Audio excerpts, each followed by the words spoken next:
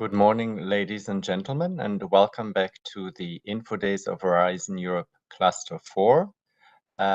We are now here for the first cross-cutting session. So it's on various topics related to and relevant to all of you. So we have 5 speakers here that are going to present the various topics, and without further ado, I would like to invite the first speaker to join me here. So we have Nicholas Delianakis with us, who is from DGRTD. Nicholas, I can see your name. There you are. So the floor is yours, Nicholas.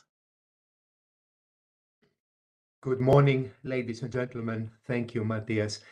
Let me start with a very simple overview of some links that you may find useful. Of course, we will give more explanations about cross-cutting issues later.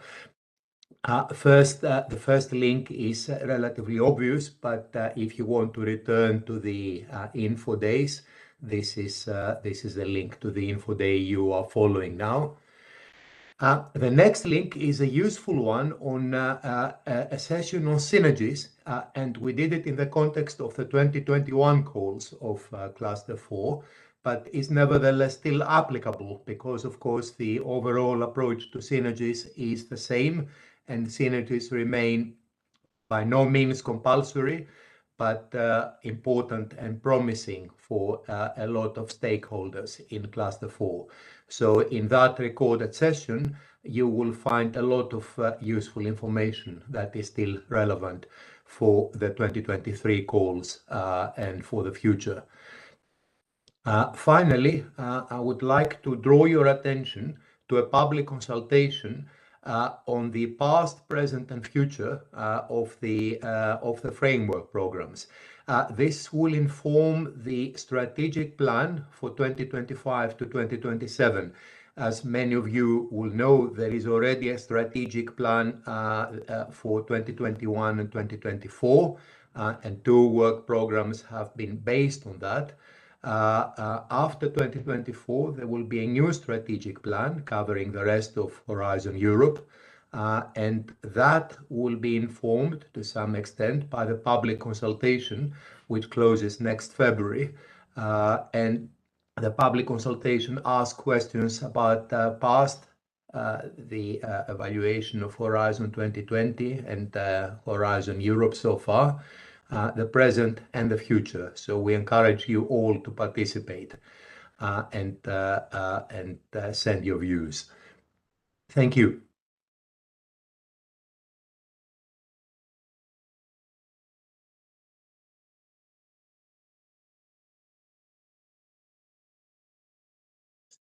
Thank you, Nicholas, for this introduction and overview.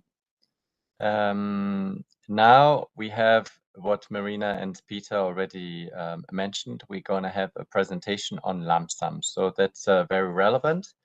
And I invite Benedict Zabdir-Chabonnel to present it to us. So already for your information, dear audience,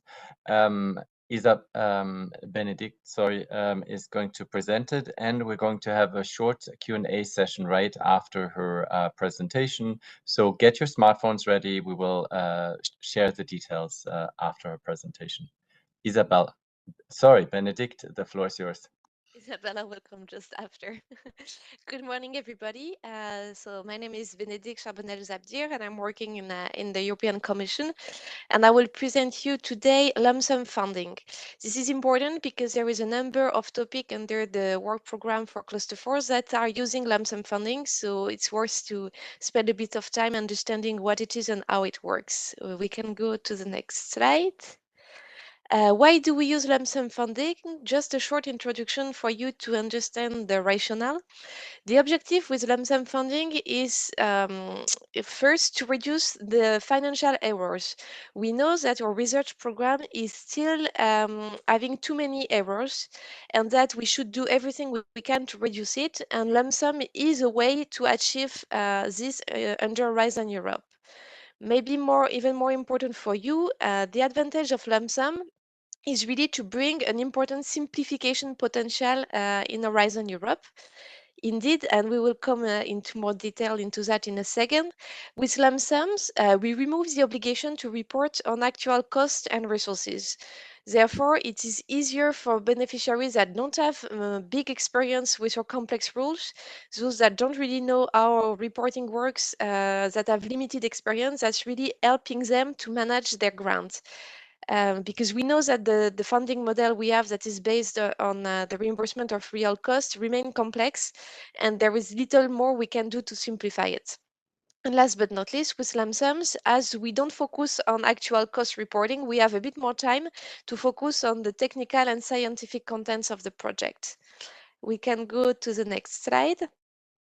Just to support what I was saying about those beneficiaries that have little experience, you can see here on the graph a representation of all the beneficiaries that have been benefiting from grants under Horizon 2020.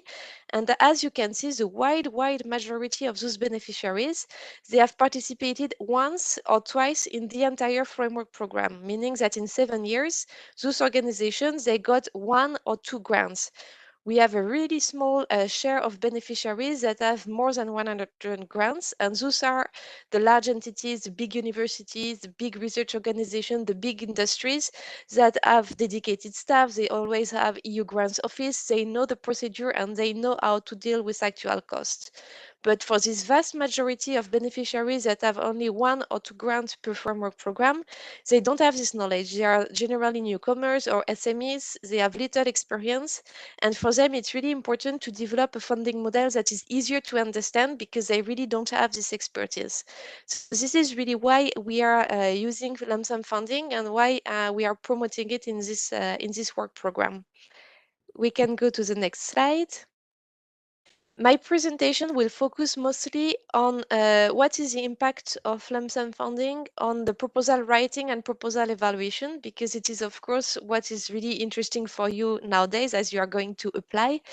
So I will not enter into all the details regarding the lump sum mechanics for grant management, but still for you to understand what are we talking about, just one slide about the basic principles of lump sum funding.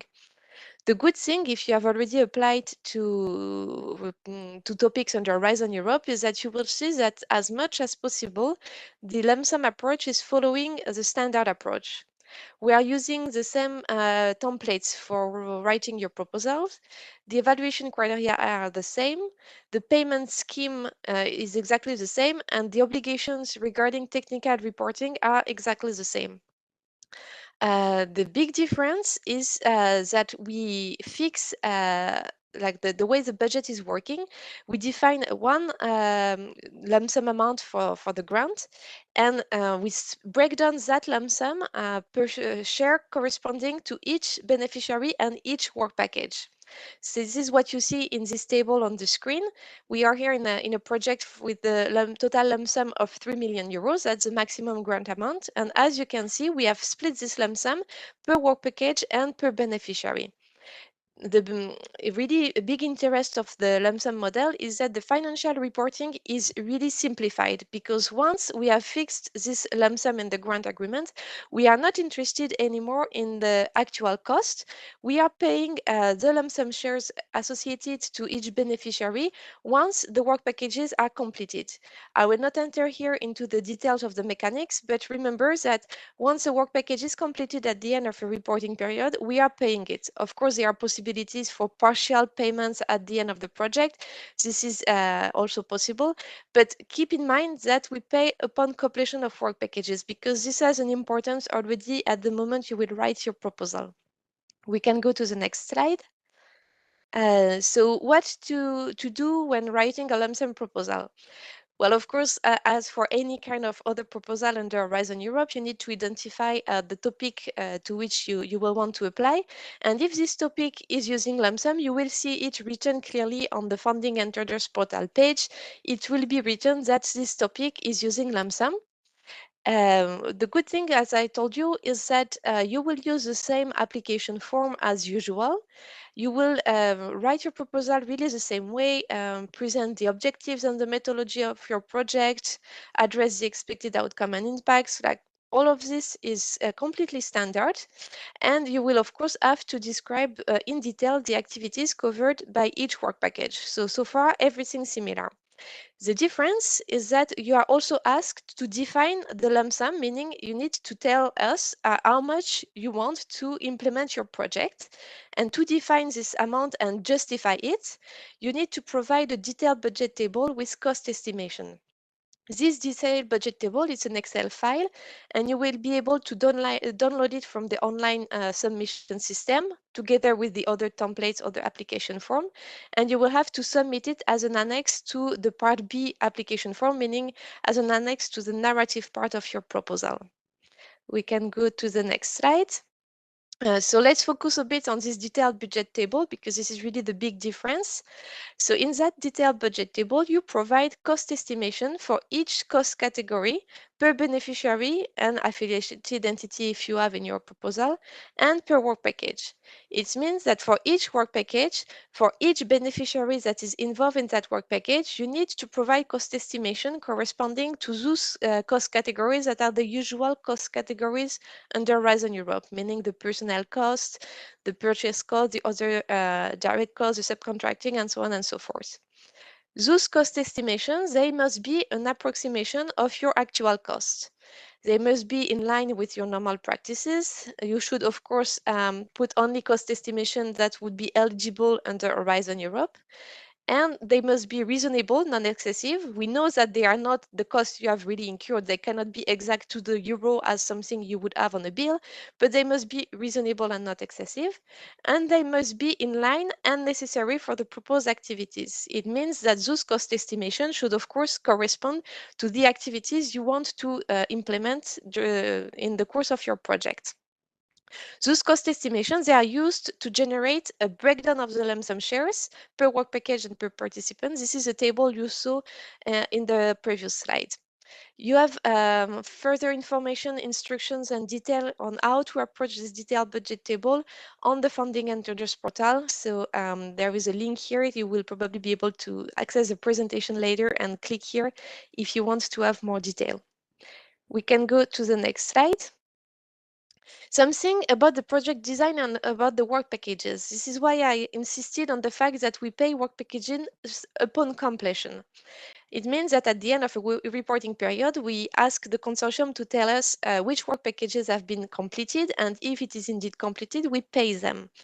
It has an impact on the design of your project, because if your project is going to last for quite some time, like few years, you will have long work packages with a long duration. This is typically the case of the work packages for project management, for communication, dissemination, and exploitation, but that can also be the case for some scientific or technical work packages.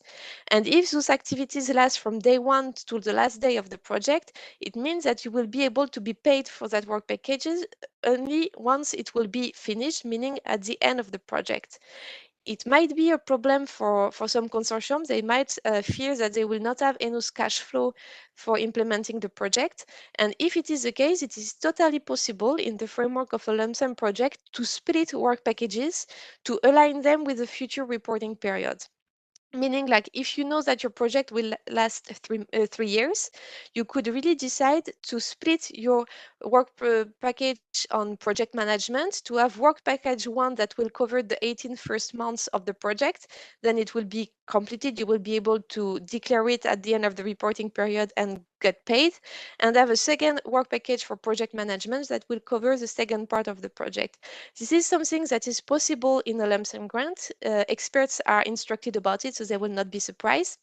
And that's possible to do. That's, of course, not an obligation. Don't forget that the project also receive a pre-financing, so some consortium might think that it's not needed for them. Just keep in mind that you can split work packages, but you should not create millions of really small work packages corresponding to only one task or one beneficiary, because that would be undermining the quality of your work plan. But splitting long work packages along the future reporting periods, that's something that is totally possible. We can go to the next slide. And let's look now at the evaluation of a lump sum proposal. So as usual, your proposal will be evaluated by independent experts, and they will use the standard evaluation criteria of Horizon Europe, meaning excellence, impact, and implementation. Everything is as usual, except that experts also have to evaluate the cost estimations, this detailed budget table, and this they assess it under the implementation criterion. The mission of the experts is to ensure that those cost estimations they are reasonable and non-excessive. For example, if you have budgeted, I don't know, the work for one senior scientist, they will check if the amount you have budgeted there is corresponding to what could be paid to a senior scientist. But they will also evaluate whether the resources you are proposing will allow to complete the activities you have described in the proposal.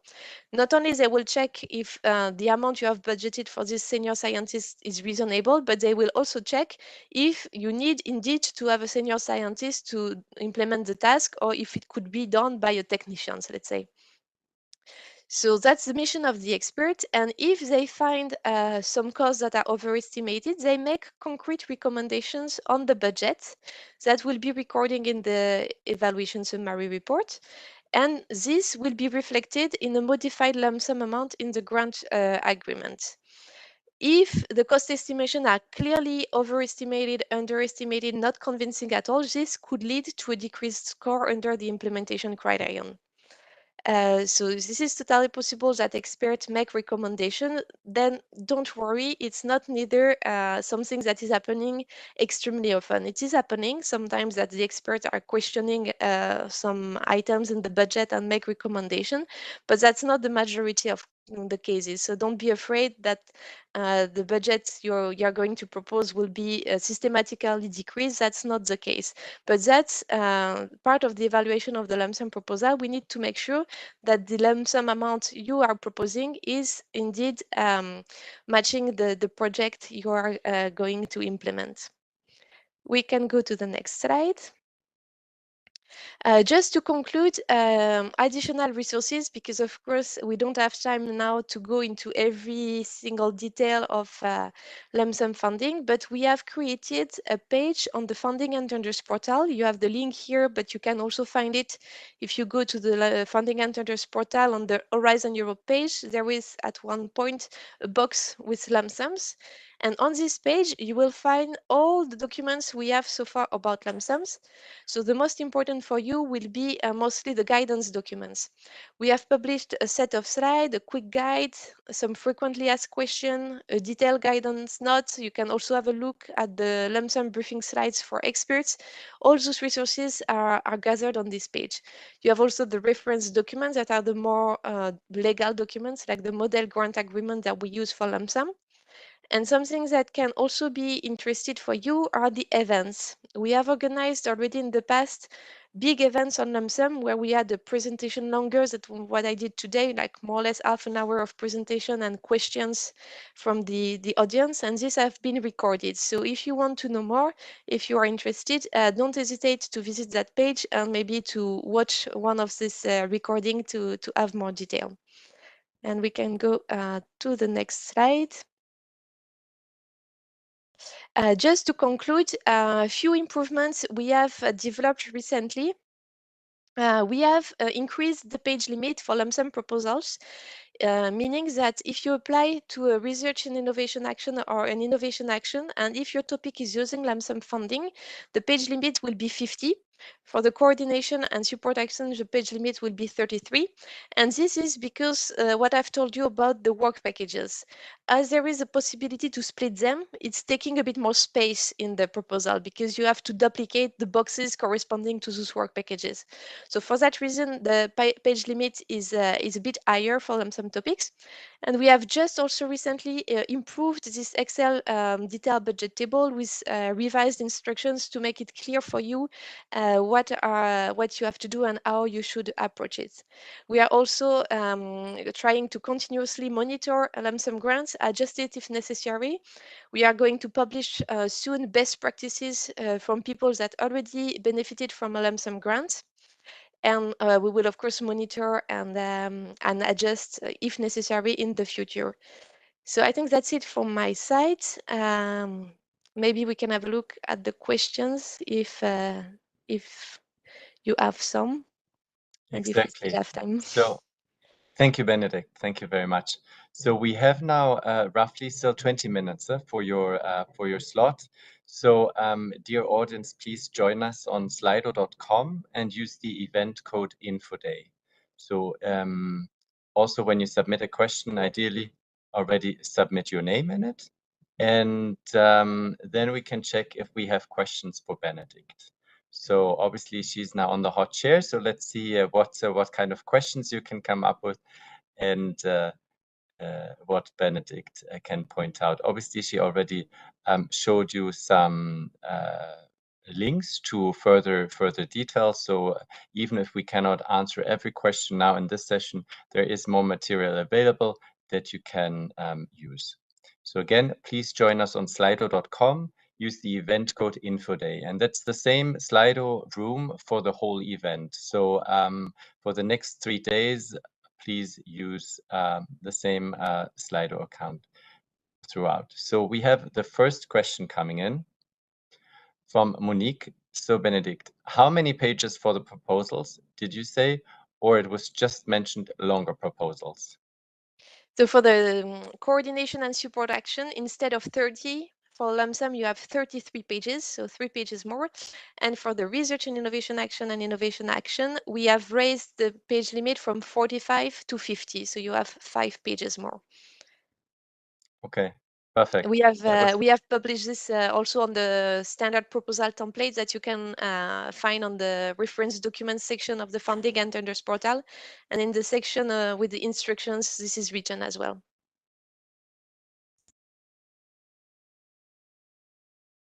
So many thanks, Benedict, and also Monique for your question. So there's a question on the slide. So the recordings will definitely be available. We will see about the slides as well, how to put them on the event section of the website. Then another question from Alberto. Which calls use lump sums? That's probably a tricky one to answer for you. Or well, I cannot tell you the list like that because we have a number of topics, and well, I don't want to say something stupid, but I think in cluster 4 it's between 30 and 40 maybe using lump sums. So I will not try to name all of them now, but you can find them in the work program. If you look at the topic, you will see in 2 different places as this topic is using lump sum. First, when you go to the topic page on the funding and tender portal, on top of the page, you have few informations like the name of the topic, the type of action, this kind of general information. And here you will also have written the type of model grant agreement. And if the topic is using lump sum, this type of model grant agreement will be something like with LS in it, meaning that it's using lump sum. And further down, if you read the text of the topic, at one point in the what we call the topics condition, you will have a sentence saying that for this topic, I don't exactly remember the formulation, but it will be written clearly, this topic is funded using lump sum as specified in the decision and the number of the decision.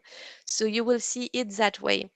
And then, but this is not yet published, but it will come probably a bit later this week. On this lump sum page on the portal I mentioned you, where we have all the guidance, we will also have some kind of search engine where you will be able to filter and have displayed all the topics using lump sum under Horizon Europe. And you can also display per cluster, but this is not yet there. It will be hopefully coming later this week. Perfect. Thank you, Benedict. And Alberto, also thanks for your question. So anyways, the calls for cluster 4 are published. So as Benedict said, you can look under the calls and you'll find the details there if they use lump sums or not. So then, Benedict, another question here for you. Does the first stage of 2-stage calls feature a section on implementation work program structure? So when you have a call in 2 stages, it means a call where you have a first short application, let's say, and then if successful, you submit the full application. if you are in this type of call, the fact that we are using lump sum is not going to have any impact on the first stage, because those the work packages, everything we have about the work plan and the structure of the work packages is under the third section of the proposal template, corresponding to the third evaluation criterion, implementation. And this is not part of the first stage proposal. The first stage proposal is only focusing on the section on excellence and on the first part of the section on impact. So it means that if you are applying for lump sum topic at first stage, you will not have to explain anything about the work packages, and you will not have to submit this detailed budget table at that moment. That will be only at the second stage. So first stage, the fact that you use lump sum has really no impact on your proposal. Perfect. Very clear. Thank you, Benedict. So then let's take another question here from Gabriella. Would it be possible to have companies or organizations from non-EU countries joining a team? So that's not exactly a question linked to lump sum, but I can still answer to that one. Thank you. So it is generally in most of the topics, it is possible to have companies or organizations that are from non-EU countries and countries that are non-associated to Horizon Europe to join a project. Depending on the country and depending on the conditions of the call, those countries can be participating without receiving funding, or they can also sometimes participate and even get EU funding. But for that, you would have to really read the description of the topic and check in which framework you are. There are also a number of topics where the participation is restricted. So really, you would have to go to the work program, read the topics. But in general, yes, it is possible to have non-EU countries participating to Horizon Europe proposals. Yeah, thank you, Benedict. So indeed, again, the hint to check the call, but also we have a colleague here with us that is going to talk about international cooperation specifically. So we will hear about that in a few minutes. So another question for you still, Benedict. The optimal number of work packages in Horizon Europe work program was around 7. In case of lump sums, we can have a higher number. Is it correct?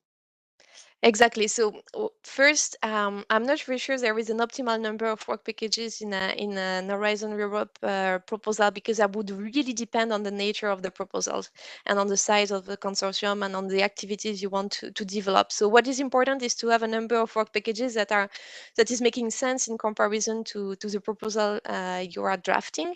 But indeed, for lump sum topic, it is totally possible to split work packages and therefore to have more than in proposals using actual cost. And this is perfectly fine and correct. We are instructing the experts about that so that they are not surprised to see more work packages. So yeah, it's true that in average, we have a bit more work packages in lump sum proposals. Thank you very much, Benedict and Elisabeth, for your question. There's another question that's come in. Is there still plans to bring in lump sum amounts for personal costs based on your organization's average salary? So with lump sums, what we are doing is that we are asking you to estimate the cost for personnel costs, and you do that the same way you would approach personnel costs in an actual cost grant. So we don't really plan to do anything with the organization average salary, but maybe there is a confusion with something else that we are also developing, but it's way less advanced than lump sum, which is a unit cost for personnel cost. And probably that's what the question is referring to. So this is another way of simplifying the funding. And this would be a mechanism where we, for each organization, we define a unit cost that is based indeed on the salaries in the organization, and we would calculate an average that would become like a unit, and for each proposal in which this organization will participate, the personnel cost will be calculated using this unit cost. So this is still planned. We are still working on it, but it's less advanced, and I cannot tell you in which form this thing will be really taking place and when it will be released. But of course, the day this will come to life, of course, we will widely communicate about it. and you will get more information. And maybe something I can say that is also linked to the last question I see on the screen. This unit cost for personnel cost will be something optional, meaning that the organizations that want to use it will be able to use it, but if an organization doesn't want to use it, they will not be obliged to. On the contrary, with lump sum, if a topic is identified as using lump sum, it means that all the proposals have to be a proposal for lump sum, and all the projects that we will select and that will be funded will be using the lump sum model. There is no opt-out, so all the proposal is using lump sum. All the beneficiaries inside a proposal inside the project are using lump sum. We don't have, like, let's say beneficiary 1 goes for lump sum, beneficiary 2 goes for actual cost, because the goal is to simplify and not to mix two different things at the same time, because that would only add complexity. Perfect. Thank you. So no opt-out. So another question that we still have here, as lump sums are paid after the completion of the work packages, how will the initial finance of the work work package, I guess. be done? Yes. WP is so many meanings for us. Exactly. Package, yes. So in a lump sum project, like in any kind of project under Horizon Europe, there is a pre-financing. And this pre-financing is calculated the same way whether we are using lump sum or not, meaning that at the beginning of the project, the consortium will receive a significant amount of pre-financing that will enable them to start implementing the activities. So don't be afraid that you will start with no money at all. You will receive a pre-financing calculated on the basis of the same rules as any other project. And generally, under Horizon Europe, I can say that the pre-financing is quite generous. So you should not have problems to start implementing your activities. And then, of course, at the end of each reporting period, we are paying what is corresponding to the work packages that have been completed. But this is only at the interim and final reporting period. Perfect. That's reassuring news for everyone then. The next question, are the extra pages only for work package description? So we have introduced those work package, those higher page limit with the idea of this work package description, because a lot of people that participated told us we need more pages for the work packages. Therefore, we have introduced that in the template, but then we are not controlling, and we are like we give we give indications of pages. You probably are familiar with the proposal template. Next to each section, we say for the section on objectives, we advise you to use more or less 1 page or 2 page or whatever. So we indicates that those extra pages, you could allocate them for the work package description, but if you want to use them for something else, you are completely free to organize your proposal the way you want, as long as it has maximum 50 pages. So we are not going to check if the additional pages are only used for the work packages, and if you use them for the excellence section, well, that's it, and we are not going to penalize you for that. It's not our objective to count the pages. Nobody has time for that, and it's not really not the objective. All right, thank you for your answer, Benedict. So here, another question. You already mentioned the structure in your presentation, but there is a question still on that. So for a lump sum project, do we need to structure our work packages, tasks, deliverables differently than usually? Well, you're free to do more or less the way you want. You can completely structure it as usual, and if usually you do it good, you will do it good again this time, and that's perfect. What you can do is to split those work packages to align them with the future reporting period if you feel that you will need it, but that's not an obligation neither, because as I told you, will receive a pre-financing. If your project is short, the pre-financing can be up to 80% of the total grant amount. So in that case, I'm not really sure you will have the need to split the work packages. It also depends on the organization. Sometimes when a consortium is made of, let's say, big universities that have a budget for every year, they don't have this problem of cash flow. On the contrary, if you are in a consortium with many small organizations, SMEs, for them, it could be really important to be paid more regularly because they don't have that cash flow that will enable them to implement the activities. So that's really up to you, up to your consortium, up to your needs. There is a possibility to split the work packages, but that's not an obligation. And regarding the deliverables, it's not because we are in the framework of lump sums that we want you to have more deliverables. That's not the objective. Maybe something we can say as well is that we are not paying upon deliverables. When we assess if a work package is completed, we of course check if the deliverables linked to that work package have indeed been submitted and are of good quality. But we are also looking at the other activities you have to implement in the framework of that work package beyond the deliverables. So it's not because you are going to apply for lump sum topics that you need to multiply the deliverables, because that's not important, and you should not create artificially too many deliverables. Perfect. Thanks again, Benedict. So another question here. Is budget transfer possible during the project implementation? Yes, so budget transfer is totally possible also in a lump sum grant. So here, two things. The first thing is that we pay upon completion of work packages. And if you, let's say, let's make a really simple example. We have work package one. In work package one, we have two beneficiaries, 1 and 2. And finally, it is decided that beneficiary 2 will use a bit more money, beneficiary 1 a bit less. So beneficiary 1 wants to transfer to beneficiary 2. There are two possible things. The first solution is that the solutions that we live in a wonderful world where everybody is friend and we never fight. And you just make an agreement between yourself that beneficiary 1 will give a bit money to beneficiary 2. And at the moment the work package will be finished, completed, declared, and paid, you will arrange yourself like that. And we don't touch the grant agreements because, well, relations are fine and everybody is friend. This is the beauty of lump sum. As we are paying upon the completion of work packages, for us, the Commission, the agencies, if the work package is completed, we are going to pay, and we absolutely don't care who spent the money and what are the actual costs.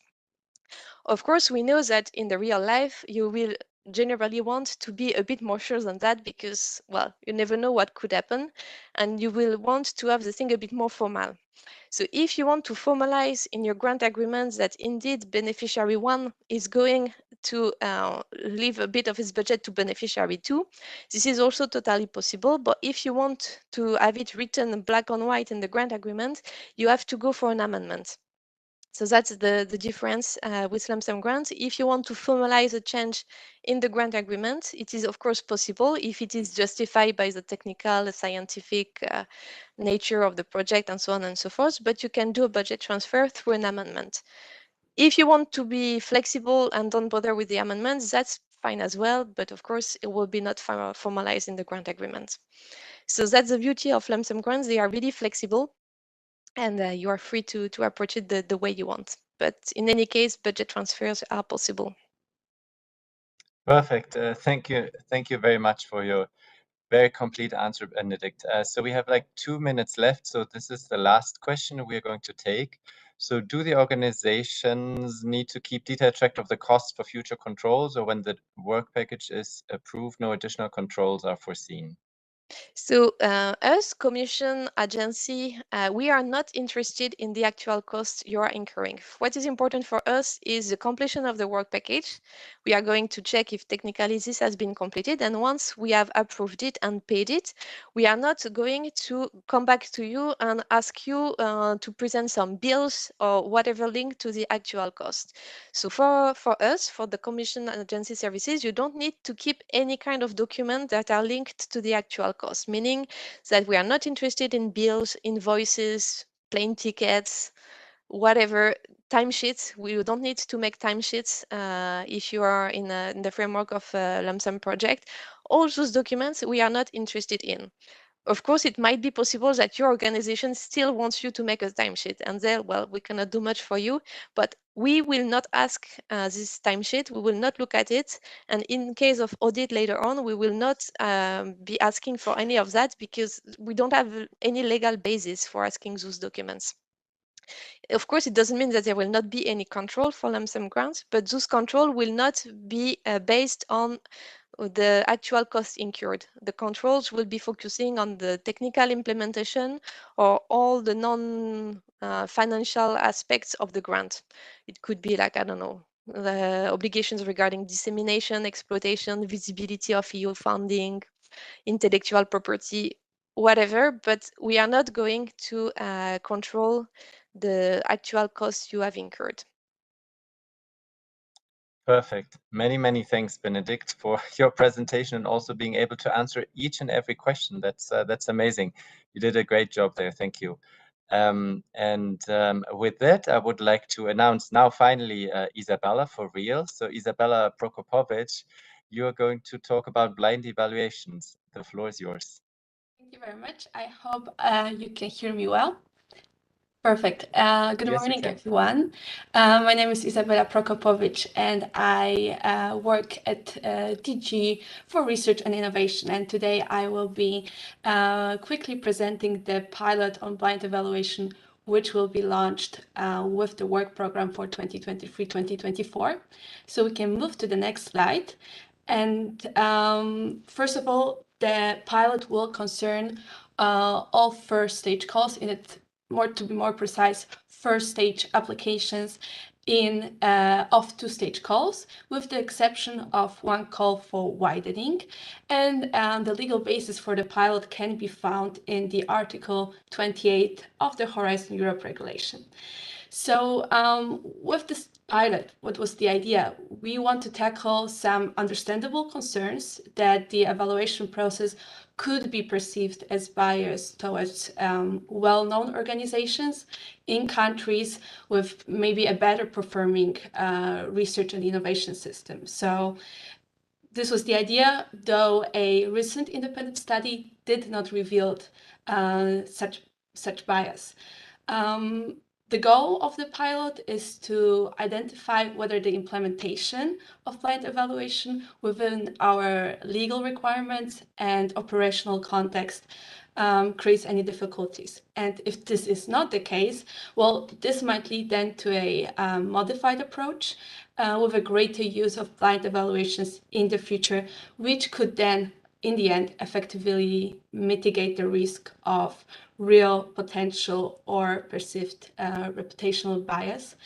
And of course, after the pilot, there will be certain steps taken to analyze it and decide on the way forward for the future. So the next slide, please. To go back more to the key facts. As mentioned, all two-stage calls in 2023-2024 will be taken in the pilot, except of the one exception in widening. Of course, it's important to remember that the blind evaluation will only take place in the first stage application of two-stage calls. So the evaluation of the second stage application will take place as usual. And what basically is also what is done in the pilot introduces a new admissibility criterion. So applicants submitting a proposal under the pilot must not disclose their organization names, acronyms, logos, or names of personnel in Part B of their first stage application.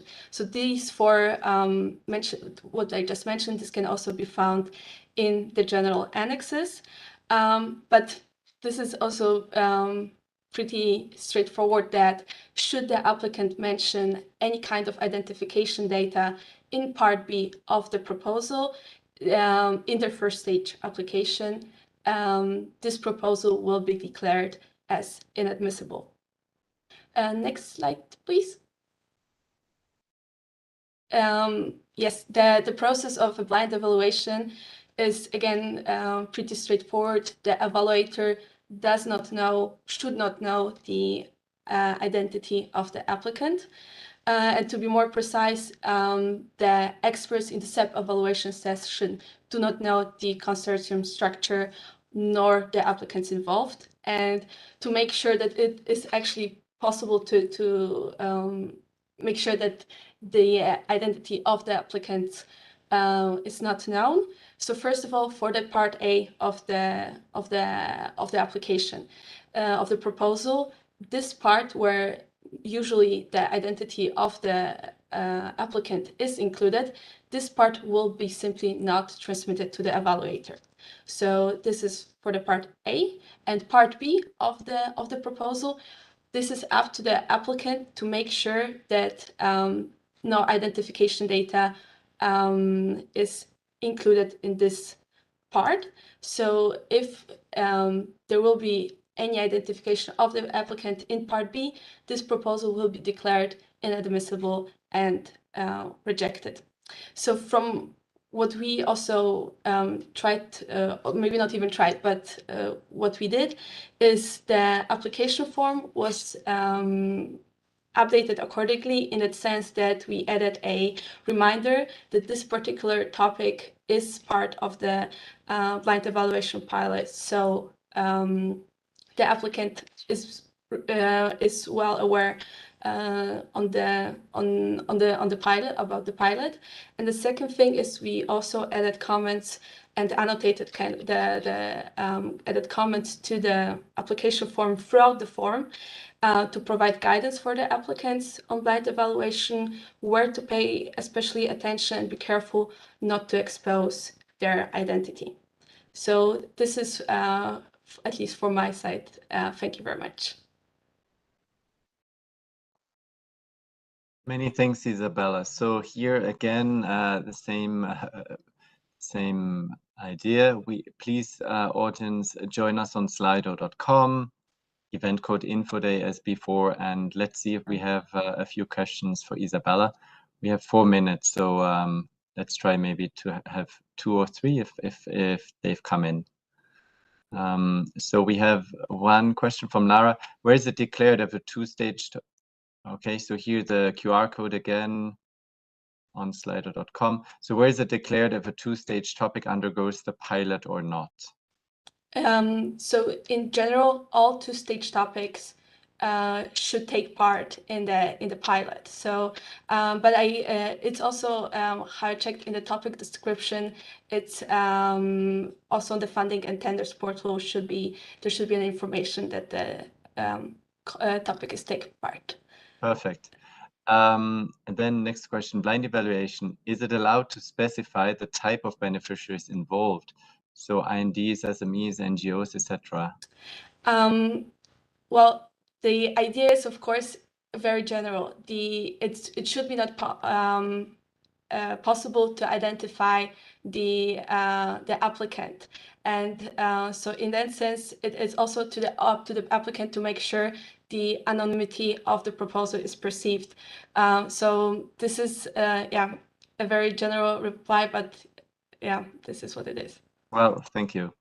For the blind evaluation stage 1 part B, can applicants mention country of origin of partners, for example? Evaluators might guess though. Well, the country is not specified in the general annexes. This is what's there, and of course, again, it's if the applicant tries to preserve, kind of to make sure that their identity is not shown, then it should be fine. But yeah, it's up to the applicant in the part B to decide. Right. And then is the blind review relevant for all calls for proposal, even single stage? So I think you touched upon that already, but maybe you mention it again. Yeah, it's the 2-stage calls that are here that take part in the pilot. Right. And then for the blind evaluation process, is it still possible to include nominal potential stakeholders, organizations that will support the project in part B? I don't want to also put there any false information. So I would need, basically, if this is still, I would still have to double check there. That's all right. It will be mentioned on the funding and tender portal in that section, and I suppose on blind evaluations. Yeah. That's right. So anyways, let's stop here. Many thanks for the questions, dear audience, and many thanks, Isabella, for answering them.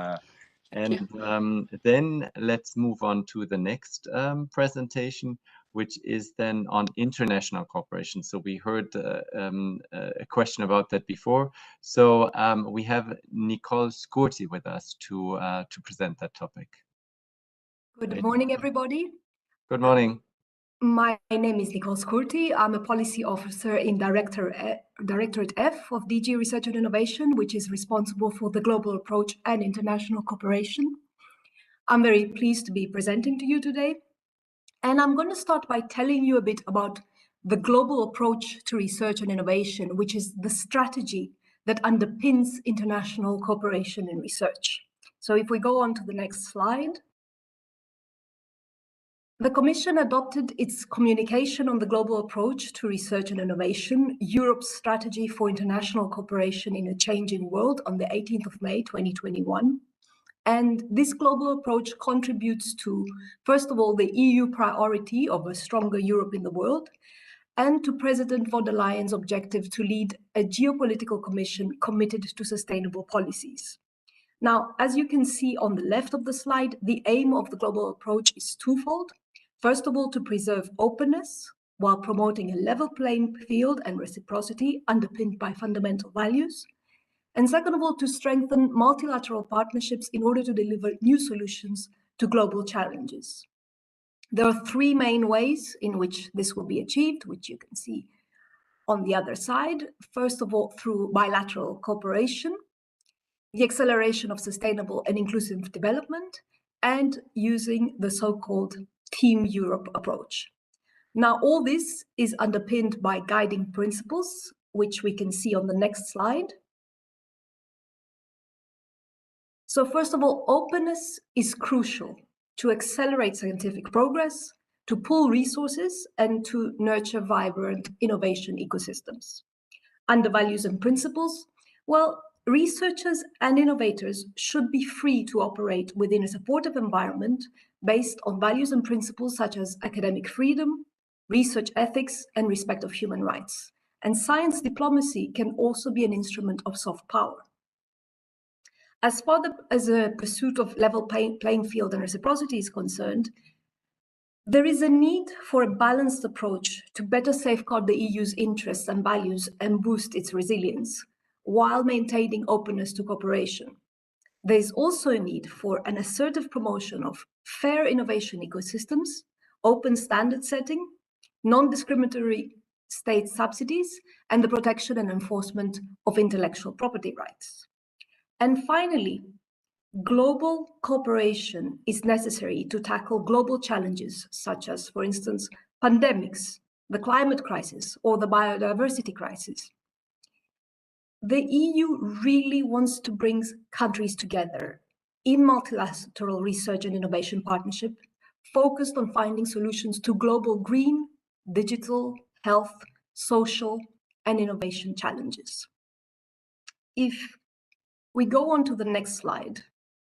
So in the next slide, I'm going to explain some key elements relating to international cooperation in Horizon Europe, in the work program itself. So in line with the global approach, Horizon Europe is as open as possible to the world. But of course, a very important distinction has to be made between access to the program and access to funding. And I'm going to talk about that in a little bit. In addition to the default mode of openness, the Commission has also identified some more targeted international cooperation actions, where we want to make international cooperation, that dimension, stronger, more explicit, and more forceful, if you like. And of course, while promoting international cooperation in Horizon Europe, we must also be careful that this cooperation doesn't go against the interests of the EU. And this is why a number of mechanisms have been put in place to safeguard EU interests. So I'm going to go into a little more detail on each of these elements. So if we move on to the next slide. Going back to openness, Horizon Europe is the most internationally open research program in the world.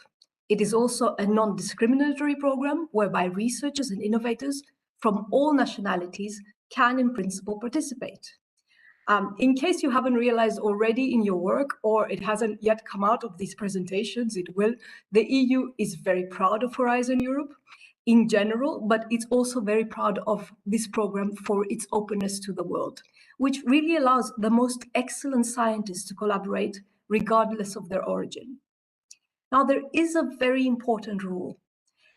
In the case of collaborative projects under Pillar 2, which of course includes Cluster 4, there is a condition that the consortium must include a minimum of 3 participants from different EU member states or associated countries, with at least 1 EU member state.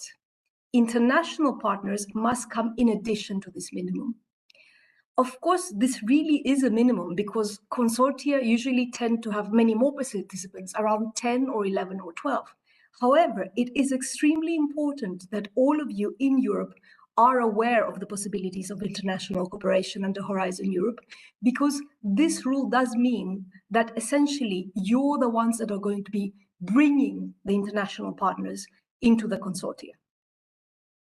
Now, one of the innovative points of Horizon Europe, as opposed to its predecessor programs like Horizon 2020, is that Horizon Europe extends its openness to third countries anywhere in the world as long as they meet a number of criteria, and offers them the possibility to become so-called associated countries. And on this slide is the current status in relation to association. Now, moving on to the very important issue of funding in the next slide. So as you can see, access to funding is automatic for most low and middle income countries, as well as the associated countries that we just talked about. Unless, of course, there are limitations or conditions which are actually laid out in the work program and or the specific topic text. But these relate to a small number of cases, and I will go through those in a minute. Now, other non-associated, mostly high-income countries do not have automatic access to EU funding, and they need to bear their own costs for participation. There are exceptions to this. These exceptions are decided on a case-by-case basis. For example, if the participation of the third country is crucial for the project, or when it's specifically mentioned in the topic call. I have to admit, this is not very common, but it definitely does exist. In addition, some countries have put in place co-funding arrangements by a national funding body in order to provide financial support to their entities that participate or wish to participate in Horizon Europe projects. Each country is free to decide on the budget, the modalities, and the conditions of such a co-funding mechanism. For example, they can choose specific thematic areas which are in line with their national research and innovation agenda. They can set the conditions of participation, and they can also decide the evaluation process. And on the Funding and Tenders portal, you can find a guide with a section for each country that has such a co-funding mechanism. If we move on to slide 8, it's pretty self-explanatory. There is flagging of call topics specifically relevant for international cooperation. And I encourage those of you interested to go to the Funding and Tenders portal.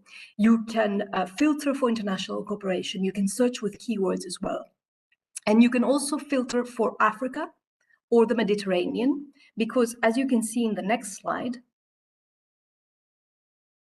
there is targeted cooperation with Africa under the Horizon Europe Africa initiative and with the Mediterranean under the Mediterranean initiative.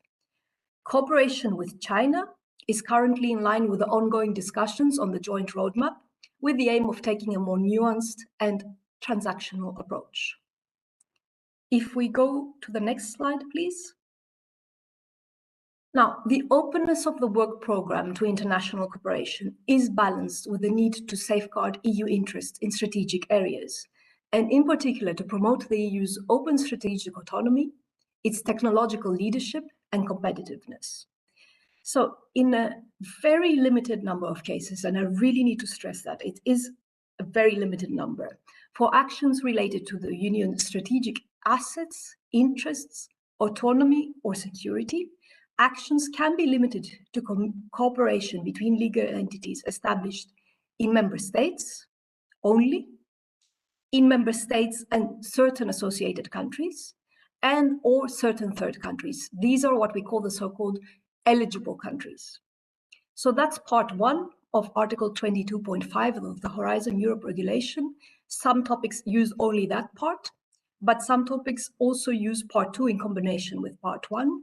And for duly justified and exceptional reasons, and again, I have to stress the duly justified and the exceptional, the work program may also exclude the participation of legal entities established in identified eligible countries that are directly or indirectly controlled by non-eligible third countries or by legal entities of non-eligible third countries from individual calls or proposals, or make their participation subject to conditions set out in the work program. There are 31 topics using Article 22.5 in the work program 23-24. That's a reduction from 49 topics used in work program 21-22. These 31 topics represent a budget of 475.5 million. That's only 3.5% of the overall budget of the current work program. And of these 31 topics, 2 are in cluster 3, while the rest, 29 of them in fact, are in cluster 4. And this makes sense because they fall into key technological areas, and more specifically raw materials, quantum and space topics. But I know that my colleagues will go into this in detail when discussing the eligibility conditions for each particular topic.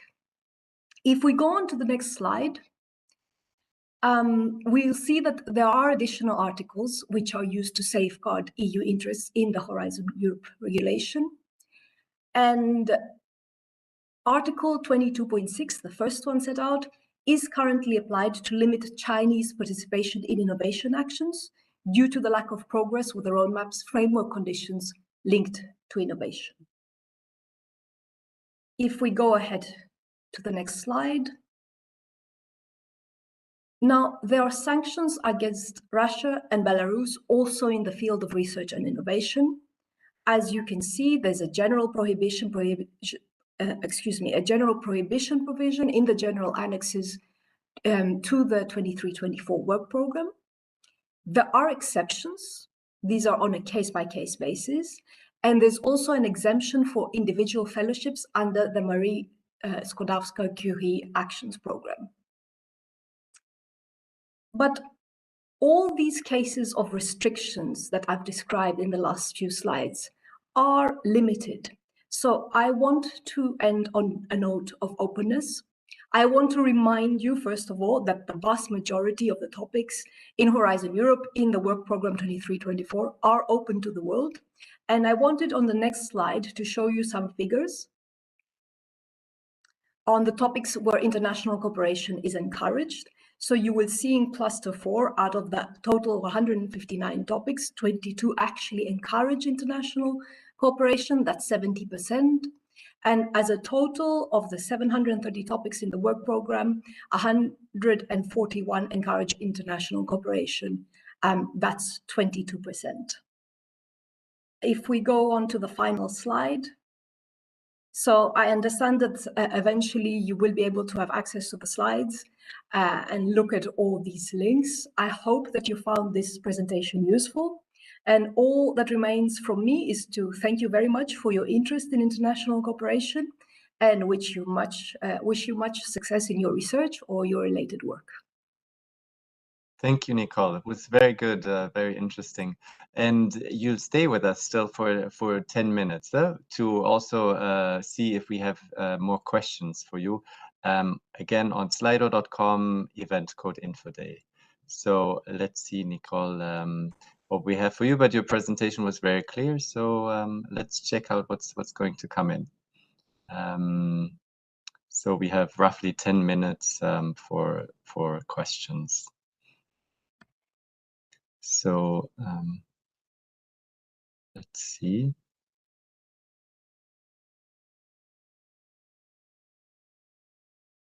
So for now, there are no questions yet. So it was so clear. You were so good. I'm very pleased. It's and also the previous speakers always pointed to the funding and tender portal, so people are now aware. Okay, they always have to check the funding and tenders portal. So here is one question, the first question that came in.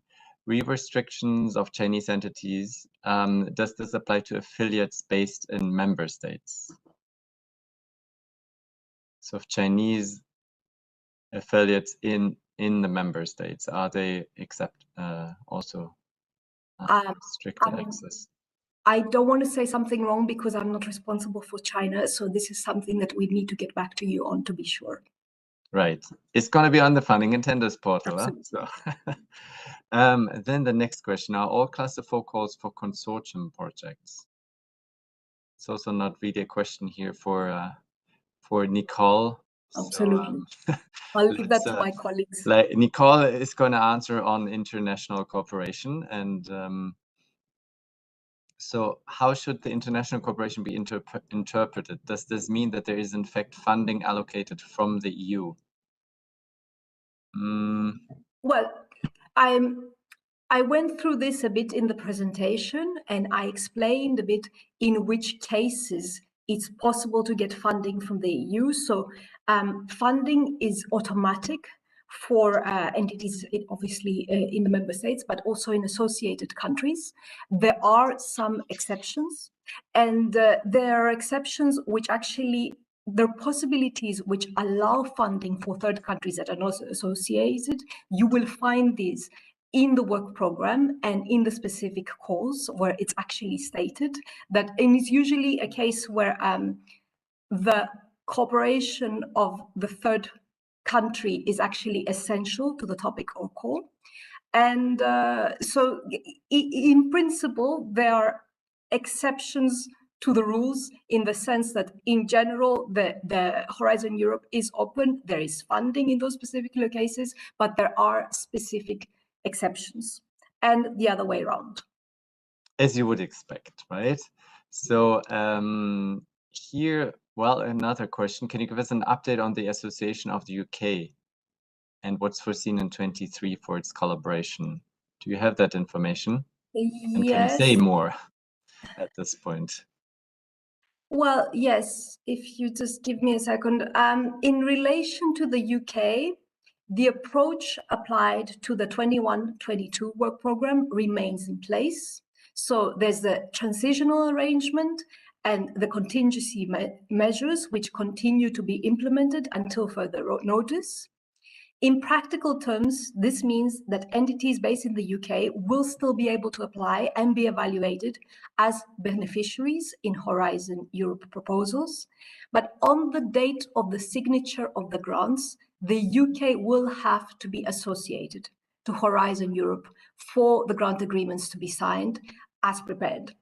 If association is not in place by the time of the grant agreement signature, then UK participants can stay in the consortia, but as so-called associated partners. So they simply don't get Horizon Europe funding, provided that the minimum requirements of the proposal are still met by the remaining beneficiaries.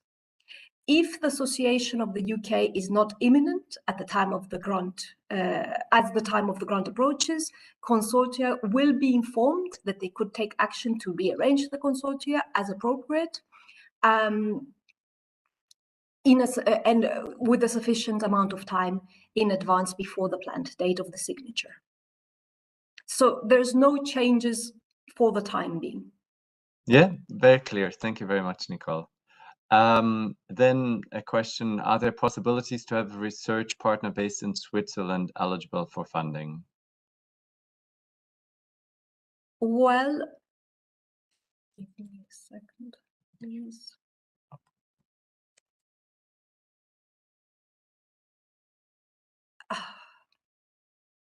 I don't want to say something wrong in relation to Switzerland. Don't worry. So we're going to park the question on Switzerland, and maybe it'll come up at a later point in time. And are there any restrictions to include partners from the US? It wasn't listed in your associated countries. Do you can you say something on the US? Yes, the US is not an associated country. You ask about restrictions. So when we're talking about restrictions, we're looking more at the topics which are using Article 22.5 that I mentioned. You will see if you go to through the specific topics, and I know that my colleagues will go through the eligibility conditions, that most of them are actually open to OECD countries. So the US would be able to benefit from that. So there are very, very, very few topics, really very minimal, that are not open to the US. Where these restrictions kick in, right? So another question, if an organization based outside of Europe withdraws from an approved project, are there problems for the consortium? Very a tricky question for you, huh? Yes, I'm afraid I don't know the practicalities of that. I would suspect that there isn't, because as long, sorry, excuse me, I'm talking over you. So I'm suspecting that there isn't, because as long as the minimum rule is met, I think that would be fine. But again, this is a question for the experts. Right. And do international standardization organizations count as international cooperation, and are they funded? No, this is a question that I don't know the answer to. Again, this is something that we will put up. Maybe let's take one more question. Let's see which rules regulate how we add international partners, South Korea, India, Japan, to our proposal and confirm their funding status. Well, which rules regulate how we add international partners? You get all the broad questions. Yeah, there's a lot of work that goes on. There's a lot of bilateral work that goes on with third countries. My directorate is actually responsible, and there's a lot of countries have signed science and technology agreements, and under the science technology agreements are the so-called joint committees, where possibilities for bilateral research are discussed. Through this cooperation and these discussions, partnerships are very often set up. So it can be something that is very clear that's coming out of a partnership, or it can be something that comes out of discussions and mutual intention for bilateral cooperation. But we are in constant touch. So just to explain, there are colleagues in my directorate that are responsible for specific countries, and they're really responsible for the bilateral relations with them. So there's constant dialogue. All right. Well, thank you very much, Nicola, for your presentation and answering the questions. It was a pleasure to have you here. So with that, I would like to invite the last speaker of this session, and we have Per Öster with us, who is going to talk about high-performance computing services to support these research projects. Per, the floor is yours. Thank you, Matthias. Thank you. So my name is Per Öster from CSC IT Center for Science in Finland. And I'm going to present an opportunity here because in addition to grants that you can apply for from the Commission, you can also get actually apply for computing time, computing resources. And I will talk primarily here about LUMI, which is one of these Euro HPC supercomputers that we host in Finland. But there are 7 more of these around Europe that you can make use of in your projects and in your research. Next slide, please. So, LUMI, which means snow in Finnish, is the number 3 fastest, largest supercomputer in the world and number 1 in Europe right now. It's a computer from HP Cray supercomputer, and if you go or search for LUMI supercomputer, you find the site, and there you can find more. So the purpose of all these computers is really to enabling top research and scientific breakthroughs. And what is the use of these? You can go to next slide, please. So the use here, it spans from anything from time-critical modeling, we go into life sciences, treatment of diseases, climate change is one big thing, artificial intelligence, including natural language processing and self-driving vessels and cars are example of problems that already been handled.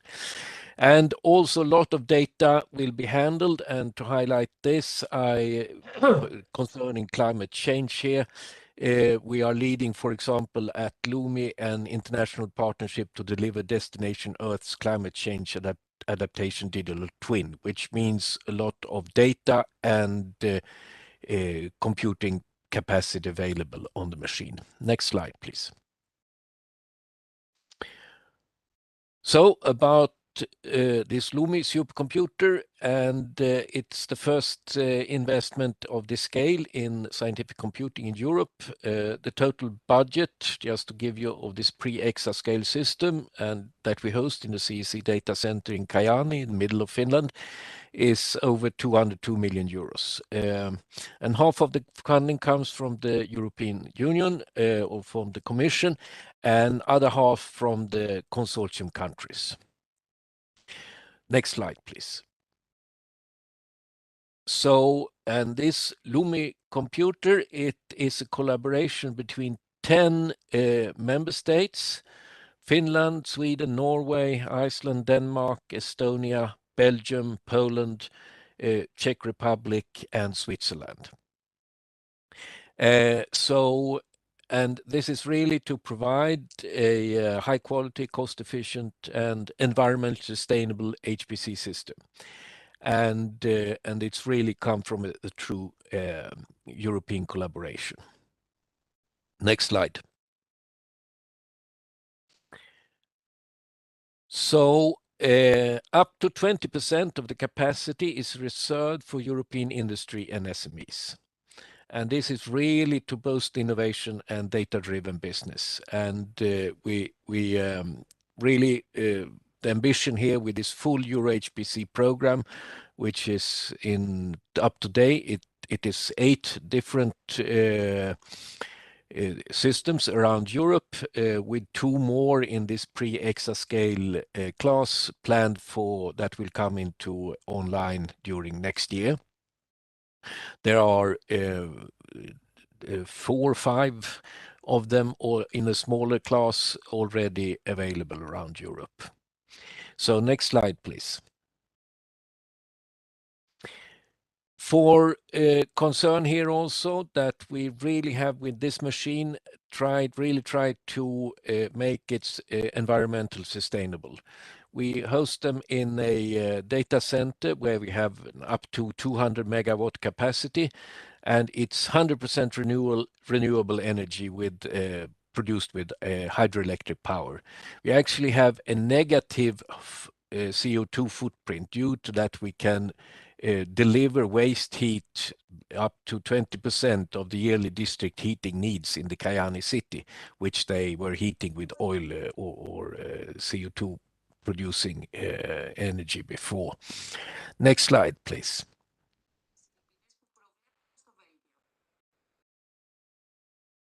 So for this capacity, it is an Euro HPC, and what really makes this collaboration a success, it's really that we have managed to get a number of countries to collaborate and work together, that we can do it in a sustainable way, and we think that this will really have a societal impact. Next slide, please. And remember this, what you should search for is the Euro HPC joint undertaking, and that is really the leading the way in European supercomputing now.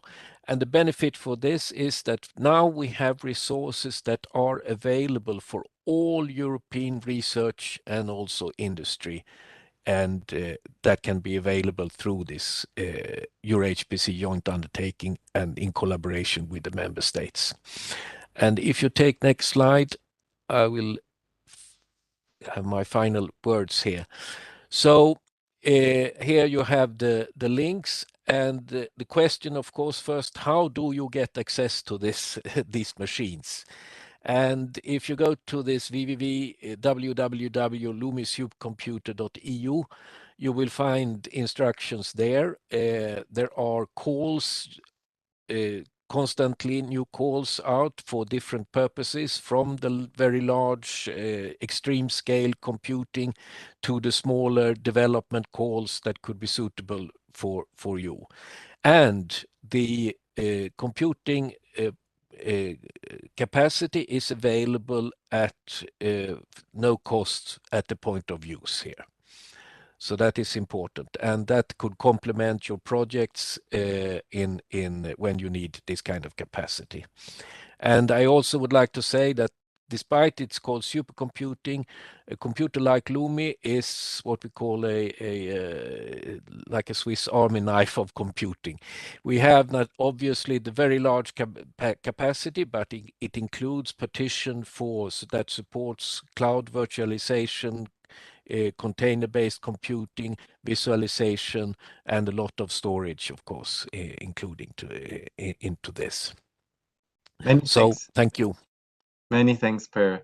So let's see if there's also questions for you. We have 5 minutes left. So dear audience, again, join us on slido.com, event code InfoDay.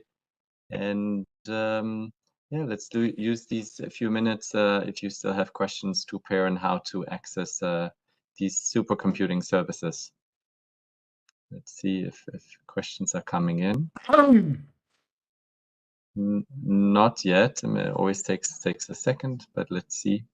Yeah. But anyways, let me already thank all of the 5 speakers once more. So we had Nicolas with us, we had Benedict, Isabella, Nicole, and Per. Many thanks for your presentations and answering the questions. It was a pleasure.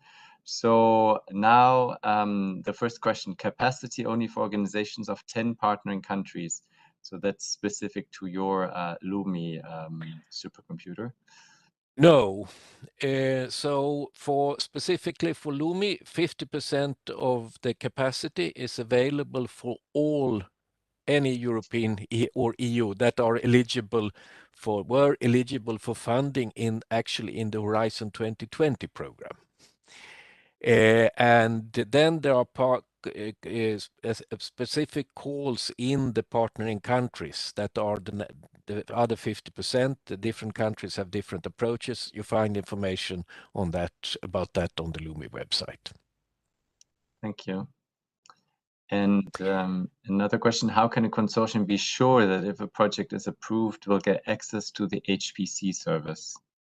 It's again the application process, I suppose. For now, there is no guarantee.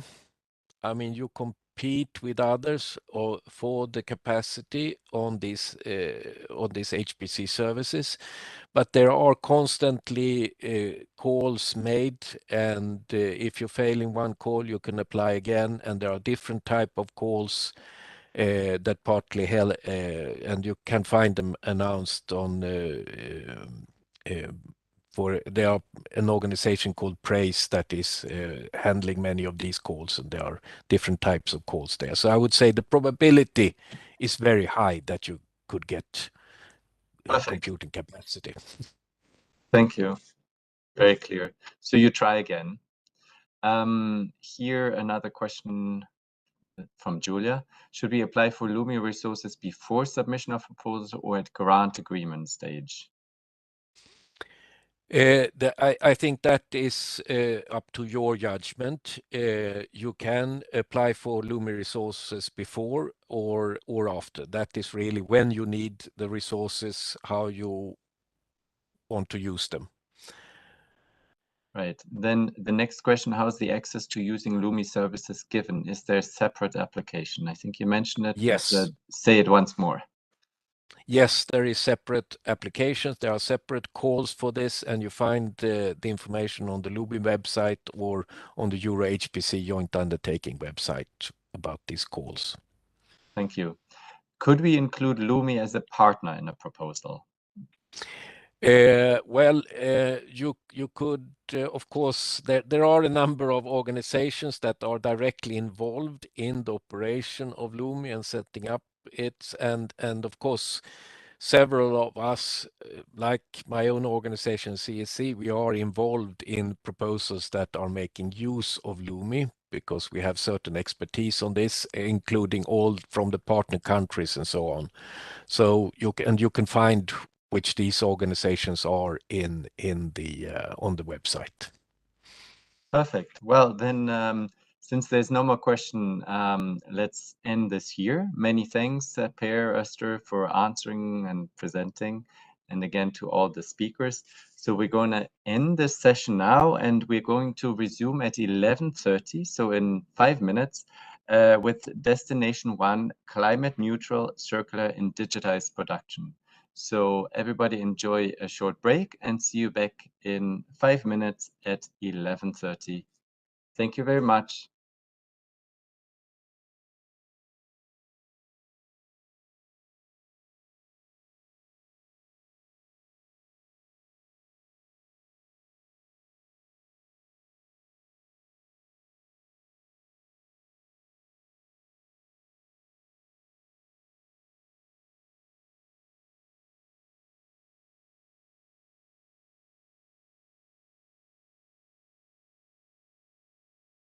Hello, Matthias.